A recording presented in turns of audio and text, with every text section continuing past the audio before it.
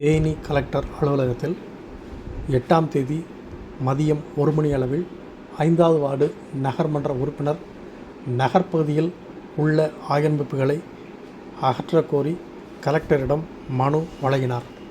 தேனி அல்லிநகரம் நகராட்சியின் 5வது வார்டு நகர்மன்ற உறுப்பினர் டாக்டர் கிருஷ்ணபிரபா ஐயப்பன் கலெக்டர் அலுவலகத்தில் மாவட்ட ஆட்சியர் ரஞ்சித் சிங்கிடம் மனு வழங்கினார்.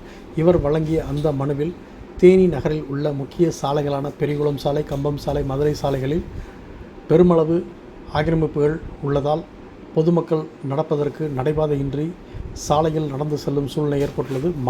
பள்ளி மாணவர்களுக்கும் மிகவும் இடையூறாக உள்ளது.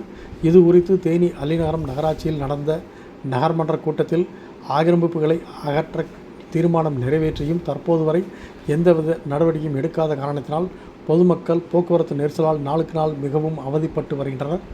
எனவே தேனி நகரில் உள்ள முக்கிய சாலைகளான பெரியகுளம் சாலை, கம்பம் சாலை, மதுரை சாலைகளில் உள்ள ஆக்கிரமிப்புகளை மாவட்ட நிர்வாகம் தலையிட்டு போர்க்கால அடிப்படையில் அகற்றி போக்குவரத்து நெரிசலை சரி செய்து தருமாறு இவர்கள் வழங்கிய அந்த மனுவில் இருந்தது.